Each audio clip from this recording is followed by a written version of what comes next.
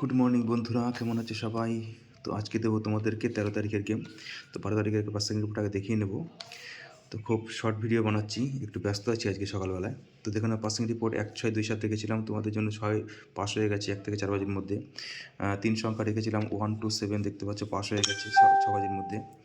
2 সংখ্যা রেখেছিলাম 1 থেকে 8 বাজি 1-6, 1ও পাস হয়েছে 6ও পাস হয়েছে।